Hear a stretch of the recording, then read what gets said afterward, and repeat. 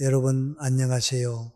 오늘 밤 우리는 황혼의 고요함 속에서 가장 빛나야 할 노후가 역설적으로 가장 사랑하는 사람들에 의해 어떻게 질식해 가는지를 아주 조용하게 지켜볼 예정입니다. 어쩌면 여러분이 철석같이 믿고 있던 그 가족의 온기라는 환상 속에서 여러분의 진짜 자아는 끝내 살아남지 못할 수도 있습니다. 그러니 편안히 자리 잡기 전에 잠시 시간을 내어 좋아요와 구독을 눌러주세요. 물론 제가 여기서 하는 작업이 정말 마음에 드실 때만요. 그리고 방송을 들으시면서 지금 계신 곳의 위치와 현지 시간을 댓글로 살짝 남겨주세요. 지구 반대편에 누군가와 같은 밤을 공유하고 있다는 건 꽤 근사한 일이니까요. 자, 이제 불을 끄고 잔잔한 백색 소음을 위해 선풍기를 켜셔도 좋습니다. 오늘 밤의 여정을 함께 시작해 볼까요? 72세 김순자 씨의 인생시계는 전남 순천의 어느 한적한 단독 주택에서 느릿느릿하지만 아주 평화롭게 흘러가고 있었습니다. 남편을 먼저 저 먼 곳으로 떠나보낸 지 어느덧 10년이라는 세월이 흘렀습니다. 처음엔 그 텅 빈 공간이 주는 무게감에 숨을 쉬는 것조차 버거울 만큼 짙고 무거운 정막이 집안을 감돌았지만 사람은 참으로 기묘하고도 강인한 적응의 동물이죠. 시간이 시납으로 흐르면서 그녀는 아침 이슬을 흠뻑 머금은 텃밭의 알싸한 흙냄새와 늦은 오후 햇살이 비스듬히 떨어지며 만들어내는 마루의 따뜻한 온기, 그리고 깊은 밤이면 창문 틈새로 아스라이 들려오는 풀벌레 소리에 완벽하게 동화되어 갔습니다. 생각보다 꽤 괜찮은 일상이었습니다. 가끔 적막함이 불쑥 찾아와 등줄기를 쓸어내리긴 했지만 그건 마치 맑은 물에 떨어지는 잉크 한 방울처럼 금세 흩어지고 희석되는 옅은 외로움일 뿐이었습니다. 이웃들과 마을 회관에 모여 나누는 실없는 농담과 10원짜리 화투판의 열기만으로도 그녀의 일상은 충분히 다채로웠으니까요. 그러던 어느 평범한 봄날 서울에 사는 외동딸에게서 걸려온 전화 한 통이 그 잔잔한 호수 같은 수면에 거대한 돌을 던졌습니다. 번듯한 직장에 다니는 딸과 사위, 그리고 세상에서 가장 예쁜 5살 난 손주 지호, 맞벌이 부부의 퇴근 시간인 저녁 7시 무렵까지 유치원에서 일찍 돌아온 지호를 안전하게 돌봐줄 사람이 간절히 필요하다는, 어찌 보면 현대 자본주의 사회에서 숨쉬는 것만큼이나 흔하고 뻔한 SOS 신호였습니다. 수화기 너머로 딸은 애교 섞인 목소리로 말했습니다.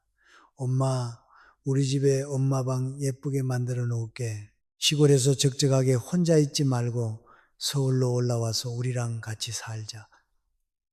혼자 있는 것보다 100번 낫잖아. 그 목소리에는 워킹맘의 지독한 절박함과 묘한 핑곗거리가 솜사탕처럼 교묘하게 섞여 있었습니다. 순자 씨는 며칠 밤낮을 뒤척이며 고민했습니다. 애써 가꾼 텃밭의 파릇한 고추들이 눈에 밟히고 매일 아침 인사를 나누던 이웃들의 정겨운 얼굴이 스쳐 지나갔습니다. 하지만 결국 그녀는 커다란 캐리어 하나를 꺼내들고 짐을 싸기 시작했습니다. 옛말에 고슴도치도 제 새끼는 하마하다고 한다는데, 하물며 눈에 넣어도 아프지 않을 핏덩이 같은 손주와 피부친 딸이 저토록 힘들다며 매달리는데 모른 척 등 돌릴 부모가 세상 천지에 어디 있겠습니까? 게다가 한 지붕 아래 가족이 살부비며 모여 사는 것은 그 자체로 따스한 축복일 거라는 아주 순진하고도 낭만적인 믿음도 그녀의 발걸음을 재촉하는데 한 몫을 단단히 했죠. 평생의 손때가 묻은 낡은 살림살이들을 뒤로 한 채 서울행 고속버스에 올랐을 때 그녀는 차창 밖으로 쏜살같이 스쳐 지나가는 풍경들을 멍하니 바라보며 남은 여생이 따뜻한 가족의 품 안에서 아름답게 완성될 것이라 굳게 믿어 의심치 않았습니다. 아파트 23층 육중한 철문이 열리고 손주지호가 할머니 하며 와락 안겨왔을 때까지만 해도 그 순결한 믿음의 유효기간은 남아 있었습니다. 하지만 딸이 호기롭게 내어준 엄마의 방이라는 곳을 마주한 순간 묘한 기시감이 들었습니다. 그것은 사실 서울 아파트 특유의 부동산 용어로 치면 다용도실이나 창고로 쓰려다 애매해서 방으로 우기는 아주 작은 방에 가까웠습니다. 삐걱거리는 싱글 침대 하나와 옹색한 작은 옷장이 들어가니 사람이 들어가 숨을 깊게 들이마실 틈조차 부족해 보였습니다. 하지만 순자 씨는 그저 허허 웃어 넘겼습니다. 늙은이가 잠만 잘 자면 되지 방 크기가 대수람하면서 말이죠. 하지만 달콤한 가족 동거의 환상이 산산조각 나는 데는 그리 긴 시간이 필요치 않았습니다. 불과 2주차에 접어들자 순자 씨의 평화로웠던 하루는 온전히 지호를 중심으로 무자비하게 재편되었습니다. 아침 6시 반에 일어나 쫓기듯 아침밥을 차려내고 잠투정하는 지호를 어르고 달래 어린이집에 보내고 나면 고요해진 집안에는 어김없이 딸과 사위가 남기고 간 아수라장이 그녀를 반겼습니다. 싱크대엔 설거지가 산더미처럼 쌓여 있었고 바구니엔 빨랫감들이 넘쳐 흘렀습니다. 청소기와 세탁기가 쉴 새 없이 윙윙거리며 돌아가는 고단한 오전이 훌쩍 지나고 나면 싱크대 앞에 서서 찬밥에 김치 쪼가리로 대충 점심을 때워야 했습니다.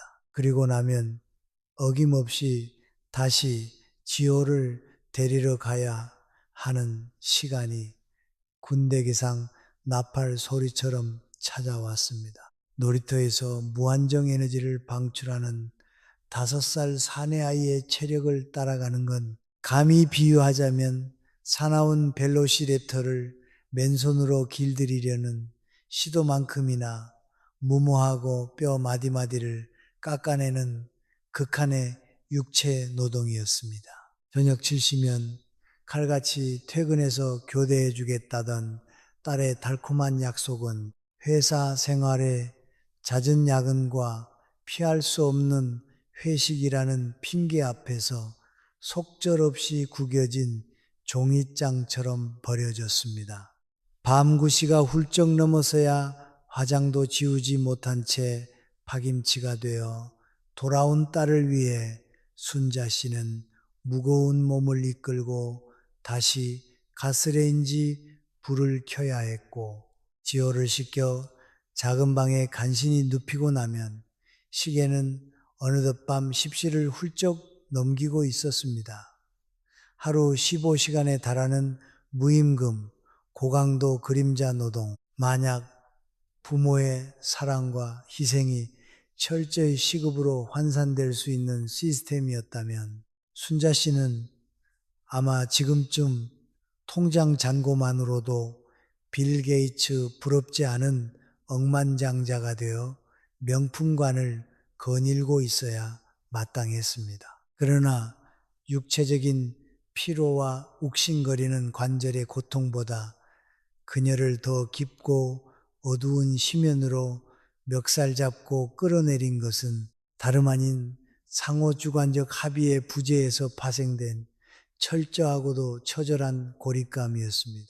애초에 순자 씨와 딸 부부 사이에는 서로의 일상과 이 제한된 공간을 어떻게 지혜롭게 공유하고 존중할 것인가에 대한 그 어떤 이성적이고도 실존적인 논의가 쏙 빠져 있었던 겁니다. 그저 우리는 피를 나눈 가족이니까라는 모든 갈등을 덮어버리는 마법의 주문이자 뭉뚱그려진 핑계만 있었을 뿐이죠. 그 폭력적인 당연함의 결과로 그녀가 하루 중 유일하게 한숨을 돌릴 수 있는 성역이어야 할 그 작은 방조차 무참히 침해당하기 시작했습니다. 잠버릇이 험하기 짝이 없는 지호는 매일 밤 엄마를 두고 굳이 할머니 방으로 파고들어 칭얼거렸고 좁아터진 싱글 침대에서 쉼없이 날아오는 손주의 무자비한 발길질을 피하느라 그녀는 밤새 몰어 누워 새우잠을 자야만 했습니다. 딸은 미안한 표정을 지어 보이면서도 엄마 미안해. 나 내일 일찍 출근해야 하니까 며칠만 엄마가 좀 데리고 자줘라는 얄팍한 핑계로 그 기막힌 상황을 은근슬쩍 방관했습니다. 이해할 수 없는 외로움이 뼛속까지 스며들던 어느 늦은 저녁, 시골 고향 친구에게서 뜻밖의 전화가 걸려왔을 때의 일입니다. 오랜만에 듣는 정겨운 목소리에 반가운 마음이 앞서 수화기를 들고 크게 대답하려던 찰나 거실 너머에서 딸의 짜증 섞이고 날카로운 목소리가 날아들었습니다. 엄마, 나 지금 머리 말리잖아. 지호 좀 봐줘. 그 외침에 순자 씨는 마치 죄라도 지은 사람처럼 쫓기듯 좁고 차가운 베란다로 나갔습니다. 서늘한 타일 바닥을 맨발로 딛고 서서 혹여나 말소리가 새어나갈까 거실 쪽 유리문을 꽉 닫은 채 숨소리조차 죽여가며 작은 목소리로 통화하는 자신의 처량한 모습을 베란다 유리창에 비친 그림자를 통해 마주한 순간이었습니다. 그녀는 마치 벼락을 맞은 듯한 서글픈 깨달음에 온몸이 굳어버리고 말았습니다. 대체 나는 지금 내 딸의 집에서 누구의 눈치를 이토록 처절하게 보고 있는 거란 말인가? 여러분, 인간과 저 노랗고 길쭉한 바나나의 DNA 구조가 무려 약 50%나 놀랍도록 일치한다는 재미있는 과학적 사실을 혹시 알고 계신가요? 우리는 생각도 감정도 없는 바나나와 절반이나 같은 유전자를 공유하는 기적 같은 생명체이면서도 정작 자신과 100% 유전자를 고스란히 나눠 가진 피부치 가족과는 거실이라는 작은 공간 하나를 평화롭게 공유하지 못해 이토록 서로의 목을 조르고 숨이 막혀 합니다. 참으로 얄궂은 아이러니가 아닐 수 없습니다.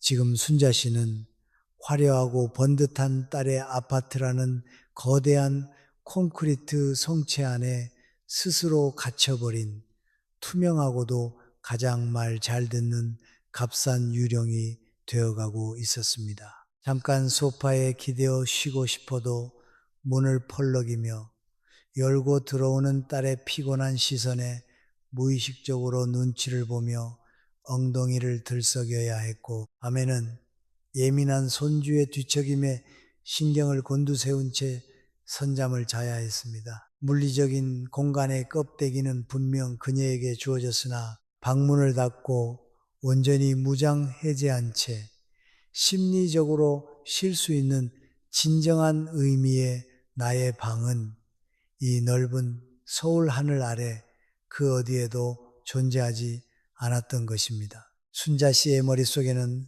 하루에도 수십 번씩 짐을 싸서 순천행 고속버스를 타고 싶다는 충동이 불쑥불쑥 일었습니다. 아침 햇살이 창틈으로 비칠 때면 내가 여기서 밥을 하는 기계인지 친정엄마인지 헷갈리는 깊은 서글픔이 밀려왔고 밤이 깊어지면 고향집 마당에 무성하게 자라나고 있을 잡초 걱정에 가만히 눈시울이 붉어지곤 했습니다. 텔레비전에서 흘러나오는 홈쇼핑 채널의 경쾌한 음악 소리조차 그녀의 헛헛한 마음을 위로해 주지는 못했습니다. 다른 주말이면 주중에 피로를 풀어야 한다며 늦잠을 잡고 사위는 헛기침을 하며 회사 동호회 모임 핑계로 집을 훌쩍 나섰습니다. 그들 젊은 부부에게 주말은 달콤하고 합법적인 휴식의 시간이었지만 순자 씨에게 주말은 그저 지호와 온종일 것이라서 지루한 씨름을 이어가야 하는 무급 연장 근무의 연속일 뿐이었습니다. 가족이라는 다정한 이름표는 때로 그 어떤 강철 족쇄보다도 무겁고 교묘하게 사람의 입을 막아버립니다.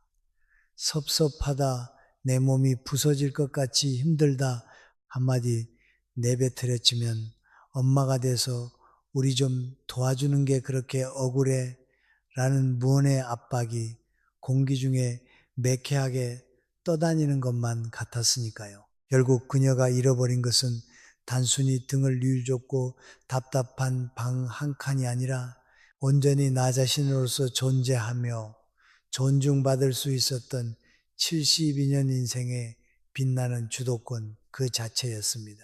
거실 바닥에 널브러진 블록 장난감을 쭈그려 앉아 주워 담으며 그녀는 허탈한 헛웃음을 픽하고 흘렸습니다.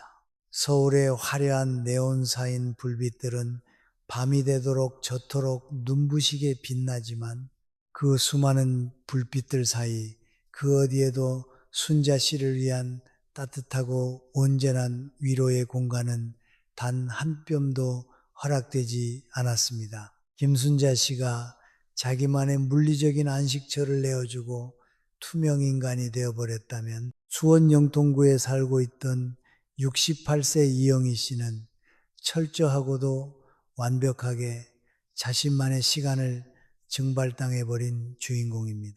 남편이 5년 전 먼저 세상을 떠난 후 이영희 씨의 삶은 화려하진 않아도 꽤나 정돈되고 안정적인 궤도에 올라 있었습니다. 아침이면 코끝을 스치는 싸늘하고도 맑은 새벽 공기를 가슴 깊이 들이마시며 이슬 맺힌 동네 산책로를 유유자적 걸었고 한낮에는 경로당 한편에서 낡은 난로가 뿜어내는 훈훈한 온기와 믹스커피의 달착지근한 냄새 속에서 친구들과 화투패가 짝짝 달라붙는 경쾌한 소리에 시간 가는 줄 모르고 취해 지냈습니다. 저녁이면 푹신한 것일 소파에 깊숙이 파묻혀 리모컨을 이리저리 돌리다.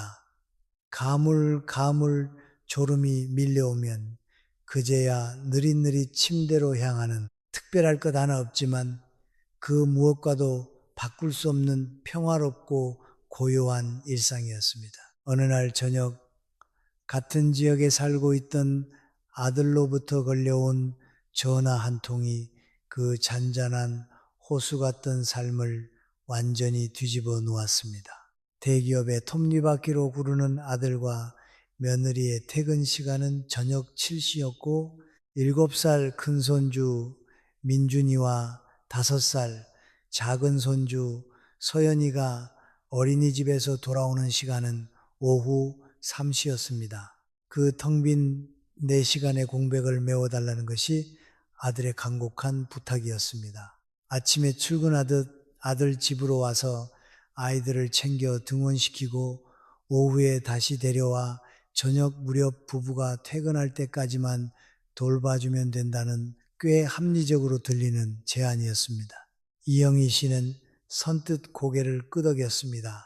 자신의 집을 온전히 지키면서 낮에만 손주들과 시간을 보내는 출퇴근 육아라면 예쁜 손주들도 보고 아들 내외의 짐도 덜어주는 일석이조의 훌륭한 타협점이라고 믿었던 것이죠. 아침 70버스 정류장에 서서히 입김을 후 불어가며 만원 버스에 몸을 싣는 68세 할머니라니 이쯤 되면 요즘 젊은이들 사이에서 유행한다는 기경제의 최전선에서 뛰는 열정적인 프리랜서라고 포장해도 될 지경입니다. 물론 수익은 전혀 없는 순도 100%의 열정페이로 굴러가는 기형적인 노동이었지만 말입니다. 월요일 아침 7시 반 아들 집에 도착하면 전쟁터가 따로 없었습니다. 출근 준비로 바쁜 아들과 며느리는 혼이 쏙 빠져 있었고 잠투정을 부리는 두 손주를 달래 밥을 먹이고 옷을 입혀 현관문 밖으로 밀어내는 것은 온전히 이영희 씨의 몫이었습니다. 두 아이를 각각 유치원과 어린이집에 우겨넣듯 데려다주고 텅 빈 아들 집으로 돌아오면 오전 9시 반 거실 소파에 멍하니 앉아 텔레비전을 틀어놓아 보지만 주인 없는 남의 집이 주는 서늘하고 낯선 공기 탓에 도무지 마음이 편해지질 않았습니다. 냉장고를 열어 전날 먹다 남은 찬밥 덩어리와 숨죽은 김치 쪼가리를 꺼내 대충 점심을 때우고 나면 오후 2시 반이 무섭게 다가왔습니다. 그때부터 진짜 고난의 행군이 시작되는 것이죠. 놀이터에서 지칠 줄 모르고 뛰어다니는 사내아이 민준이와 오빠에게 맞았다며 울며 매달리는 소연이를 양팔에 안고 달래다 보면 어느새 등줄기를 타고 식은땀이 비오듯 흘러내렸습니다. 저녁 7시면 칼같이 바통 터치를 해주겠다던 아들의 다짐은 마치 선거철마다 거리에 울려 퍼지는 정치인들의 이번엔 반드시 다릅니다. 라는 달콤한 공약만큼이나 믿을 수 없는 새빨간 거짓말이었습니다. 저녁상을 물리고 설거지를 마칠 무렵이면 어김없이 아들에게서 전화가 걸려왔습니다. 엄마, 부장님이 갑자기 저녁 먹자고 하시네. 미안한데 오늘만 9시까지 부탁해. 여기서 가장 끔찍한 단어는 바로 저 오늘만이라는 마법의 면죄부입니다. 월요일엔 아들의 갑작스러운 야근, 화요일엔 며느리의 피할 수 없는 부서 회식, 수요일엔 아들의 출장 복귀 지연, 며느리의 법인카드 결제가 걸린 저녁 회식은 결코 빠져서는 안 될 신성불가침의 영역이었지만 늙은 시어머니의 삐걱거리는 관절과 휴식 시간은 그들에게 언제든 원할 때 무제한으로 끌어다 쓸 수 있는 프리패스 무료 구독 서비스쯤으로 여겨졌습니다. 밤 9시가 훌쩍 넘어 술 냄새를 풀풀 풍기며 들어온 아들을 뒤로 하고 쫓기듯 집을 나설 때면 거리에는 이미 짙은 어둠이 무겁게 내려앉아 있었습니다. 하루 14시간의 지독한 릴레이 육아를 마치고 집으로 돌아가는 버스 맨 뒷자리에 앉아 차가운 차창에 이마를 기댄 채 꾸벅꾸벅 졸다 보면 이영희 씨는 자신이 왜 이토록 뼈 빠지게 살고 있는지 그 근본적인 이유마저 흐릿해지는 것을 느꼈습니다. 여러분, 세상에서 가장 느긋하고 평화로운 생물로 알려진 달팽이는 주변 환경이 건조하거나 여의치 않으면 한 번에 무려 3년까지도 껍질 속에 들어가 깊은 겨울잠에 빠질 수 있다는 기발하고 사소한 잡지식을 혹시 알고 계셨나요? 하물며 그 작고 연약한 미물인 달팽이조차 생존을 위해 그토록 철저하게 자신만의 휴식 시간을 보장받건만 혜이 할머니의 삶에는 그깟 자비로운 겨울잠 따위는 단 하루도 허락되지 않았습니다. 공개적인 학술 논쟁에서나 쓰일 법한 가족 내 무급 돌봄 노동의 구조적 불평등과 노년기 자율성의 철저한 박탈 현상이라는 거창하고 딱딱한 학술적 문구를 굳이 빌려오지 않더라도 이영희 씨의 일상이 얼마나 무참히 짓밟히고 파괴되고 있는지 확인하는 데는 그리 오랜 시간이 걸리지 않았습니다. 석 달 전부터 미리 예약해 두었던 보건소의 건강검진은 아들의 급한 약은 일정 때문에 속절없이 취소되었고 수십 년지기 단짝 친구 순위의 환갑잔치 초대를 알리는 전화기 넘어 복순 씨의 목소리에도 그녀는 손주들을 봐야 해서 갈 수 없다는 비참한 변명만을 앵무새처럼 되풀이해야 했습니다. 밤 11시 간신히 버스에서 내려 자신의 텅 빈 아파트 현관문을 열고 들어선 이영희 씨는 불도 켜지 않은 캄캄한 거실 소파에 털썩 주저앉았습니다. 시계 바늘은 이미 자정을 향해 달려가고 있었고 불과 7시간 뒤면 그녀는 다시 그 무거운 몸을 이끌고 아침 7시 버스를 타기 위해 집을 나서야만 했습니다. 오랜 세월을 거친 옛 지혜에 이르기를 10손가락 깨물어 안 아픈 손가락 없다고들 하지만 정작 내 10손가락이 손주들 뒤치 닭거리 하느라 모조리 부러져 나가버리면 당장 늙고 병든 내 입에 따뜻한 밥 한 숟갈 떠먹여줄 사람은 이 세상 천지에 아무도 없다는 냉혹한 현실을 그녀는 뼛속 깊이 깨달아 버렸습니다. 식탁 위 달력에 쳐진 무수한 동그라미들은 모조리 아들과 며느리 그리고 손주들을 위한 일정들로 빼곡하게 채워져 있었습니다. 정작 이영이라는 사람, 본연의 이름으로 계획된 시간은 단 1분 1초도 존재하지 않았죠. 그녀는 어둠 속에서 조용히 무릎을 감싸 안은 채 소리 없이 어깨를 들썩이며 눈물을 쏟아냈습니다. 누군가에게 지배당하는 시간이 길어질수록 나의 세계는 점점 더 작고 초라한 점으로 쪼그라들다 결국 영원히 소멸해버리고 만다는 서늘한 진실만이 그녀의 차가운 거실을 맴돌고 있었습니다. 앞서 만나본 김순자 씨와 이영희 씨가 침묵 속에서 자신을 서서히 갉아먹으며 시들어갔다면 대전 중구에 사는 74세 박정임 씨의 이야기는 조금 더 극적이고 어쩌면 처절한 물리적 파국을 맞이한 끝에 비로소 브레이크를 밟은 경우입니다. 3년 전 며느리의 육아휴직이 끝날 무렵 어머니 시우 좀 봐주실 수 있으세요? 라는 조심스러운 부탁에 그녀는 1초의 망설임도 없이 당연하지 내 핏줄인데 누가 보겠니라며 호기롭게 두 팔을 걷어붙였습니다. 그 호기로운 선언이 자신의 뼈와 살을 문자 그대로 갈아 넣는 지독한 고행길의 서막이 될 줄은 그땐 꿈에도 몰랐던 것이죠.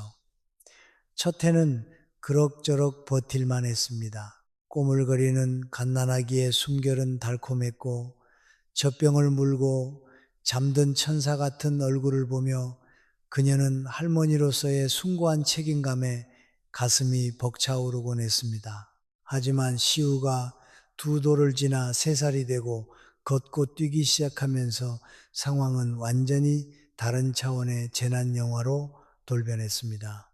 여러분, 새 살배기 사내아이의 체력이란 안전제어 장치가 완전히 고장 나버린 소형 원자로의 무한 동력과도 같다는 우스갯소리가 결코 과장이 아님을 육아를 해보신 분들이라면 뼛속 깊이 공감하실 겁니다. 시우는 하루 종일 집안을 뛰어다니고 기어오르고 소리를 질렀습니다. 할머니 안아줘, 할머니 적어줘, 할머니 같이 뛰어. 박정임 씨는 하루에도 수십, 수백 번씩 앉았다, 일어났다를 반복하며 그 무자비한 에너지를 맨몸으로 받아내야 했습니다. 시큰거리는 무릎에 파스를 덕지덕지 붙이면서도 그녀는 그저 나이 먹으면 관절은 다 쑤시는 법이지라며 자신의 고통을 한낱 노화의 자연스러운 과정으로 치부해버렸습니다. 혹시 아시나요? 홍학은 추운 물속에서도 체온을 유지하기 위해 가느다란 다리 하나만으로 몇 시간씩 미동도 없이 서 있는 놀라운 능력을 지녔다는 사실 말입니다. 미물인 새조차 자신의 생존을 위해 그토록 치밀하게 에너지를 아끼건만 만물의 영장이라는 인간은 그저 조그만 핏덩이 하나를 거실에서 쫓아다니느라 멀쩡했던 두 무릎을 완벽하게 파괴하고 있었던 겁니다. 운명의 3년차 어느 서늘한 가을 아침이었습니다. 박정임 씨는 침대에서 몸을 일으키려다 헉 하고 숨을 들이켰습니다. 오른쪽 무릎이 굳어버린 듯 도무지 펴지지를 않는 것이었습니다. 눈앞이 하얗게 전멸할 정도의 날카로운 통증이 밀려왔지만 그녀는 시계를 곁눈질하며 이를 악물고 억지로 몸을 일으켰습니다. 아침 7시 아들 집에 가지 않으면 당장 시우를 돌볼 사람이 없었으니까요. 파스 냄새를 짙게 풍기며 간신히 아들 집에 도착한 그녀는 소파에 비스듬히 기대어 시우를 달랬습니다. 시우야, 할머니가 오늘은 다리가 아파서 못 안아줘. 하지만 4살짜리 아이가 그런 사정을 봐줄 리 만무했죠. 시우가 칭얼거리며 그녀의 옷자락을 잡아끄는 순간 무의식적으로 일어서려던 박정임 씨의 무릎에서 섬뜩하고 둔탁한 뚝 소리가 거실의 정막을 갈랐습니다. 비명과 함께 그녀는 그대로 차가운 거실 바닥에 고꾸라졌습니다. 더 이상 숨을 쉴 수도 손가락 하나 까딱할 수도 없는 끔찍한 고통이 전신을 지배했습니다. 깜짝 놀란 시우가 자지러지게 울기 시작했고 그녀는 떨리는 손으로 간신히 아들에게 전화를 걸 수밖에 없었습니다. 회사에서 혼비백산하여 달려온 아들의 차를 타고 실려간 정형외과 응급실, 엑스레이와 MRI 사진을 띄워놓고 모니터를 뚫어지게 바라보던 의사의 표정은 마치 엔진이 완전히 타버려 폐차 직전인 중고차를 진단하는 정비사처럼 한없이 어둡고 심각했습니다. 어르신 무릎 연골이 거의 다 닳아 없어졌어요. 허리 디스크도 심각하게 눌려 있고요. 평범하고 단순한 관절염이 아니었습니다. 학술적인 토론에서나 등장할 법한 그야말로 생체역학적 과부하로 인한 근골격계의 비가역적 퇴행이라는 무시무시한 진단이 그녀의 낡은 관절에 선고된 셈입니다. 의사는 안경을 치켜 올리며 단호하게 못을 박았습니다. 지금 당장 손주 보는 거 멈추셔야 합니다. 이대로 1년만 더 가시면 아예 못 걸으시고 인공관절 수술하셔야 해요. 예치에 호미로 막을 것을 가래로 막는다는 말이 있습니다만 박정임 씨의 상태는 이미 가래로도 막지 못하고 거대한 댐이 아주 시원하게 붕괴되어 버린 참담한 격이었습니다. 절뚝거리는 다리로 아들의 부축을 받으며 병원 문을 나서는 길, 차가운 가을바람이 뺨을 스쳤습니다. 지난 3년 동안 매일 아침 버스를 타며 견뎌왔던 피로, 아파도 차마 내색하지 못하고 삼켜야 했던 서운함, 며느리 눈치를 보며 사귀어야 했던 무수한 감정들이 응급실 특유의 알코올 냄새와 섞여 폭발할 것만 같았습니다. 그녀는 걸음을 멈추고 옆에 선 아들을 똑바로 쳐다보았습니다. 그리고 지난 3년간 목구멍 끝까지 차올랐지만 참아 뱉지 못했던 그 한마디를 마침내 터뜨렸습니다. 엄마, 이제 시우 못 보겠다. 내 몸이 다 망가졌어. 아들의 얼굴은 충격으로 하얗게 질렸습니다. 당장 내일 출근은 어쩌냐는 이기적인 원망과 어머니를 이 지경으로 만들었다는 죄책감이 복잡하게 뒤엉킨 표정이었습니다. 그 순간 두 사람 사이에 내려앉은 침묵은 어찌나 무겁고 밀도가 높았던지 아마 근처를 날아가던 박쥐의 초음파 레이더마저 교란시켜 바닥에 추락하게 만들었을지도 모를 일입니다. 아들은 결국 아무 말도 하지 못한 채 고개만 푹 숙였습니다.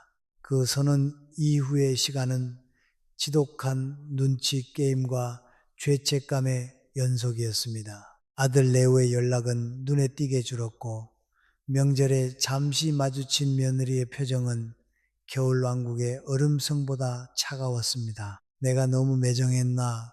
그래도 핏줄인데 그냥 수술하고라도 버틸 걸 그랬나 하는 후회가 밀려오기도 했습니다. 하지만 기적 같은 변화는 아주 조용히 그녀의 몸으로부터 시작되었습니다. 한 달이 지나자 아침마다 그녀를 괴롭히던 무릎에 뻣뻣함이 가시기 시작했고, 두 달이 지나자 끊어질 듯 쑤시던 허리 통증이 몰라보게 가벼워졌습니다. 그리고 무엇보다 짜릿했던 것은 3년 만에 처음으로 맞이한 아무것도 하지 않아도 되는 아침이었습니다. 아침 8시 느지막이 눈을 떠 천장을 멍하니 바라보다가 오늘 아들 집에 안 가도 되지라고 혼잣말을 내뱉는 순간 묘한 해방감에 피식 웃음이 새어 나왔습니다. 박정임 씨는 따뜻한 커피 한 잔을 타서 창가에 앉았습니다. 창밖으로 아파트 단지의 은행나무가 샛노랗게 물들어 있는 풍경이 그제야 눈에 들어왔습니다. 지난 3년 동안 매일 그 길을 종종 걸음으로 오가면서도 가을이 이토록 눈부시게 아름답다는 사실을 그녀는 까마득히 잊고 살았던 것입니다. 비로소 그녀는 잃어버렸던 자신의 시간과 공간을 되찾는 호흡을 아주 깊고 달콤하게 들이마시고 있었습니다. 김순자 씨는 물리적인 방 한 칸의 껍데기만 얻었을 뿐 숨 쉴 수 있는 진정한 자아의 공간을 잃어버렸고, 이영희 씨는 거대한 콘크리트 빌딩 숲으로 가며 자신의 소중한 하루라는 시간을 모조리 증발당했습니다. 그리고 박정임 씨는 달아 없어진 무릎 연골과 함께 신체적 한계라는 벼랑 끝에 내몰리고 나서야 간신히 그 파괴적인 궤도에서 이탈할 수 있었죠.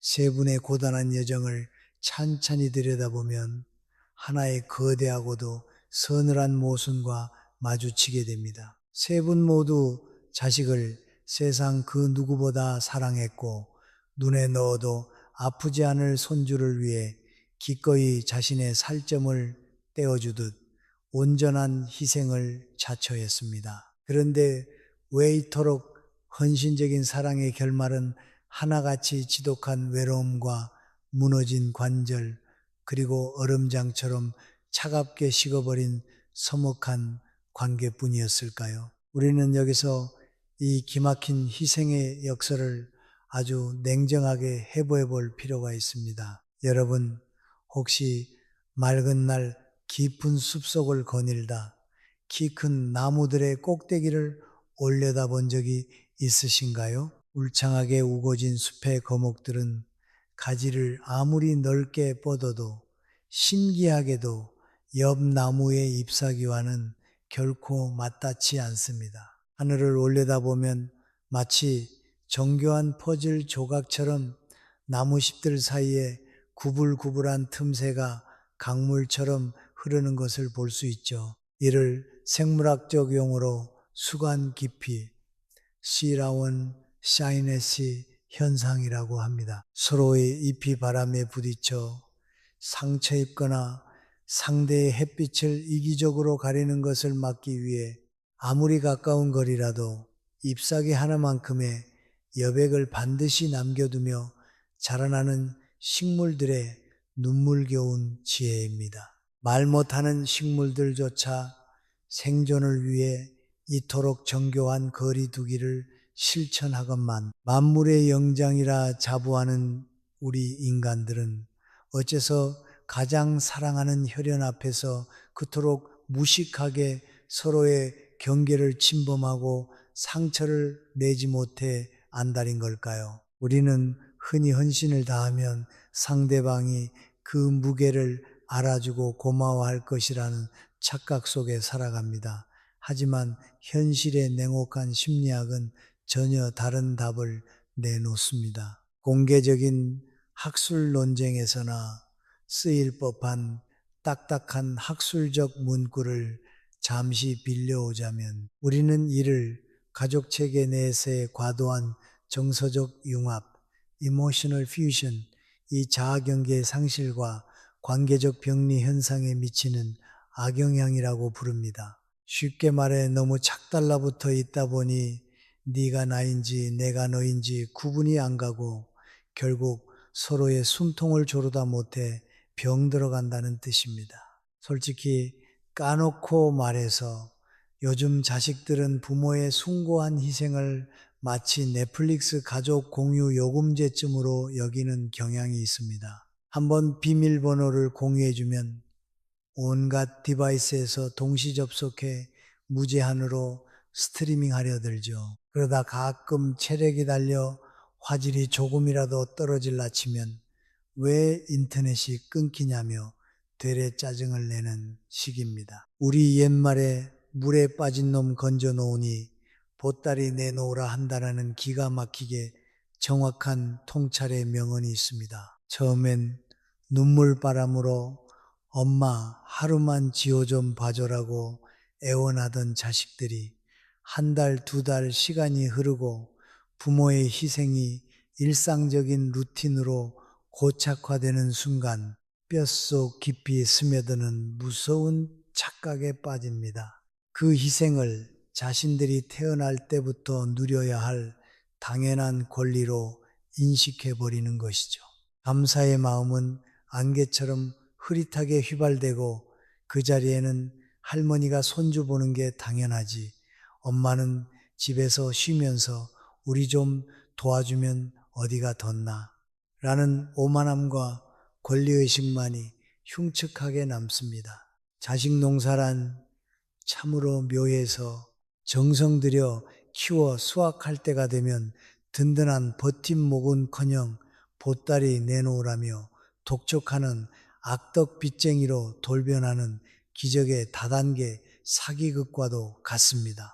부모는 이 거대한 혈연 피라미드의 맨 밑바닥에서 끝없이 노동력을 착취당하는 가장 서글픈 호구로 전락하고 마는 것이죠. 하지만 박정임 씨가 무릎이 부서질 듯한 고통 속에서 마침내 이제 못하겠다고 선언했을 때 그녀의 삶에는 놀랍고도 마법 같은 과학적 현상이 일어났습니다. 거리를 두자 비로소 잃어버렸던 것들이 선명하게 제 색깔을 찾기 시작한 것입니다. 미국의 한 유명 대학 연구팀이 손주를 돌보는 조부모들을 오랜 시간 추적 관찰한 흥미로운 데이터가 있습니다. 일주일에 40시간 넘게, 즉 마치 풀타임 직장인처럼 손주를 돌보는 어르신들은 우울증 발병 확률이 무려 2배나 치솟았고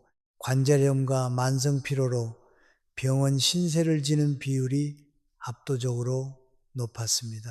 반면 일주일에 딱 10시간 이하로만 짧고 굵게 손주를 만나는 조부모들은 오히려 삶의 만족도가 상승하고 건강 지표마저 호전되는 극적인 대비를 보여주었습니다. 일본의 노년학 연구 결과도 이와 정확히 궤를 같이 합니다. 자녀와 매일 살을 부비며 동거하는 노인보다 차로 이동할 수 있는 가까운 거리에 따로 거주하며 독립성을 유지하는 노인이 우울증 발생률이 30%나 낮았습니다. 부모 자식 간의 애틋함이란 마치 와이파이, 신호와도 같아서 좁은 방 안에 너무 기기들이 빽빽하게 밀집해 있으면 간섭이 생겨 뚝뚝 끊기지만 오히려 콘크리트 벽을 하나쯤 두고 적당히 떨어져 있어야 그 연결선이 가장 안정적이고 쾌적하게 유지되는 법입니다. 박정임 씨가 출퇴근 육아의 지독한 쳇바퀴를 멈춘 지 2달째 되던 일요일, 거실 초인종이 울리고 문을 열었을 때 그녀는 이 적당한 거리의 위력을 온몸으로 실감했습니다. 현관문을 열자마자 할머니 하며 품으로 달려드는 시우의 체온은 매일 보던 때와는 비교할 수 없을 만큼 달콤하고 애틋했습니다. 굳어있던 며느리의 얼굴에는 어느새 자본주의적 미소가 아닌 진심 어린 미안함과 감사가 잔잔하게 번져 있었고, 무뚝뚝한 아들은 뒷머리를 극적이면서 엄마, 그동안 당연하게 생각해서 미안해라며 처음으로 고개를 숙였습니다. 시우가 서툰 솜씨로 삐뚤빼뚤 그린 할머니의 초상화를 건네주었을 때 박정임 씨는 핑 도는 눈물을 애써 삼키며 활짝 웃었습니다. 매일 똑같은 밥상, 머리에서 의무적으로 나누던 건조한 대화 대신 두 달의 공백이 만들어낸 그리움이라는 조미료가 그들의 짧은 만남을 세상에서 가장 진수성찬으로 만들어준 것입니다. 거리가 있어야 비로소 그리움의 씨앗이 발아하고 여백이 존재해야 그곳에 감사라는 따스한 햇살이 스며들 틈이 생깁니다. 부서지는 관제를 붙잡고서야 알게 된 그 평범하고도 위대한 진리를 그녀는 달콤한 휴식 같은 늦은 오후의 낮잠 속에서 아주 깊고 평화롭게 만끽하고 있었습니다. 세 분의 뼈아픈 경험을 통해 우리는 아주 명확하고도 묵직한 삶의 진리를 마주하게 됩니다. 화려하게 포장된 가족이라는 환상을 걷어내고 진짜 내 남은 인생을 온전히 지탱하기 위해 반드시 사소해야 할 세 가지 핵심 조건 말입니다. 첫 번째는 바로 내 공간입니다. 이건 단순히 거실 한 구석에서 밥을 먹다 시원하게 트림을 하거나 소파에 누워 몰래 방귀를 낄 때 문이 닫혔는지 눈치 보지 않아도 되는 그런 일차원적인 생리적 편리함만을 의미하는 게 아닙니다. 내가 원할 때 언제든 방문을 걸어 잠그고 세상의 모든 부산스러운 소음으로부터 완벽하게 단절될 수 있는 곳, 철저하게 나만의 호흡과 리듬으로 숨 쉴 수 있는 절대적인 성력을 뜻하죠. 학술적인 토론에서나 쓰일 법한 표현을 잠시 빌리자면 이는 자아 항상성 유지를 위한 최소한의 물리적, 심리적 방어 기제라 할 수 있습니다. 푹신하고 낡은 베개의 얼굴을 파묻고 내가 좋아하는 유치, 찬란한 아침 드라마를 며느리의 은근한 눈총도 받지 않고 볼륨을 마음껏 높여 즐길 수 있는 단절의 공간. 그 한 뼘에 안식처가 없다면 아무리 의리의리한 한강뷰의 주상복합 아파트라 한들 그곳은 그저 화려한 창살 없는 최고급 감옥에 불과합니다. 두 번째는 내 시간입니다. 하루의 주도권을 오롯이 내가 쥐고 흔드는 꼿꼿한 삶이죠. 여러분의 황금 같은 노후 일정이 며느리 부서의 법인카드 한도의 결제 시간이나 아들 회사 부장님의 변덕스러운 회식 제안 따위에 좌지우지되어서는 결코 안 됩니다. 옛말에 내 코가석자라고 하지 않습니까? 아무리 눈에 넣어도 아프지 않을 예쁜 손주라지만 당장 내 무릎 연골이 맷돌에 갈리듯 달아 없어지고 내 하루가 송두리째 증발하는데 남의 집, 그것이 비록 피를 나눈 자식의 집일지라도 거실 바닥에서 육아의 노예로 내 청춘의 끝자락을 몽땅 저당 잡힐 수는 없는 노릇입니다. 아침에 눈을 떴을 때 오늘 하루를 어떻게 직조해 나갈지 결정하는 최고 권력자가 바로 나 자신이어야 합니다. 병원에 가서 뜨끈한 찜질과 물리치료를 받을지, 경로당에 가서 친구들의 주머니를 가볍게 털며 10원짜리 화투를 칠지, 아니면 하루 종일 거실 소파와 완벽한 물화일체가 되어 늘어져 있을지, 그 모든 선택의 자유가 보장되는 온전한 내 시간이 확보되어야만 비로소 인간답게 살아있다는 감각을 만끽할 수 있습니다.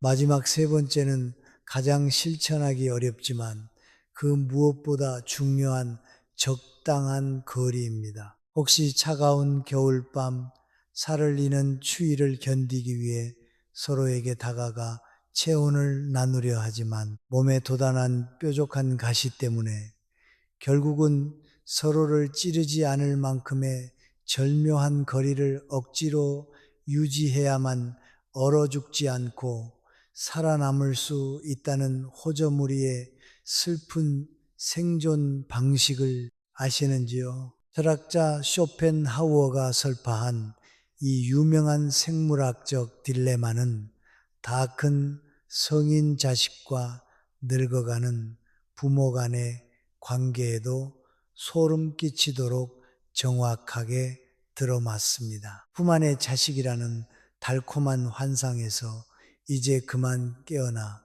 그들을 마치 변동성이 몹시 심한 고위험 암호화폐 대하듯 해야 합니다. 내가 감당할 수 있는 심리적 여윳돈, 즉 내 체력과 감정이 기꺼이 허락하는 선에서만 가끔 투자하듯 마음과 시간을 내어주고 매분 매초 삶의 차트를 들여다보며 왜 주가가 오르지 않냐고 잔소리하지 말고 그냥 그들 각자의 궤도에서 알아서 구르도록 내버려두는 서늘한 지혜가 필요합니다. 물리적으로 현관문을 분리하고 심리적으로 서로의 냉장고 속 반찬까지 과도하게 간섭하지 않는 그 우아하고도 무심한 거리가 역설적으로 두 세대를 가장 애틋하고 끈끈하게 연결해주는 최고의 감정적 접착제인 셈입니다. 밤이 깊어갈수록 창밖의 어둠은 더욱 짙고 무거워지지만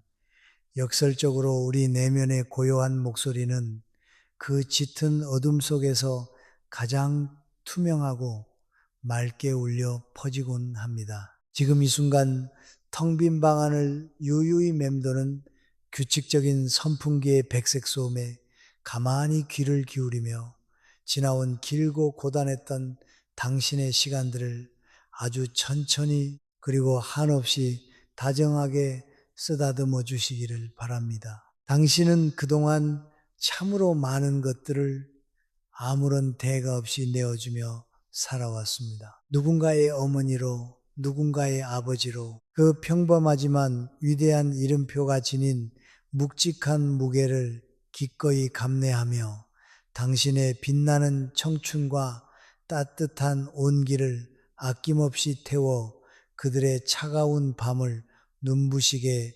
밝혀주었습니다. 하지만 이제는 그 기나긴 희생과 헌신의 촛불을 가만히 내려놓고 오직 당신 자신만을 위해 가장 부드럽고 온화한 불꽃을 조용히 피워 올릴 시간입니다. 자식들의 빈자리가 썰물처럼 빠져나가며 남긴 그 서늘한 여백을 결코 두려워하거나 서글퍼하지 마세요. 그 텅 빈 여백은 결코 쓸쓸한 버려짐이 아니라 당신의 남은 날들을 가장 자유롭고 아름다운 색채로 덧칠하기 위해 신이 마침내 허락하신 순백의 캔버스일 뿐이니까요.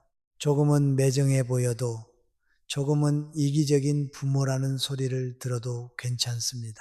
적당한 거리를 두고 한 걸음 물러서서 오직 당신만의 고요하고 완전한 평화를 온몸으로 만끽하셔도 이 세상 그 누구도 감히 당신의 삶을 향해 함부로 손가락질할 수 없습니다. 서늘하고 맑은 새벽 공기가 창틈으로 스며들면 포근하고 두꺼운 이불을 목 끝까지 천천히 끌어올리고 오직 당신의 편안하고 깊은 들숨과 날숨에만 온전히 집중하며 이 고요한 밤의 바다를 유유히 부유하시길 바랍니다. 당신의 남은 노후는 당신이 숨 쉬는 그 작은 우주는 오직 당신 자신만의 것이니까요. 내일 아침 늦지막이 두 눈을 떴을 때 얇은 커튼 너머로 비스듬히 스며드는 눈부신 햇살이 오롯이 당신만을 위한 따뜻하고 부드러운 위로가 되기를 간절히 바라며 이제 길고 깊었던 오늘 밤의 여정을 서서히 아주 부드럽게 마무리하려 합니다. 짙은 어둠 속으로 조용히 흩어지는 제 나지막한 목소리와 함께 당신의 굽은 어깨를 짓누르던 모든 무거운 시름과 아픔들도 저 멀리 아주 아득하게 멀어져 가기를 바랍니다.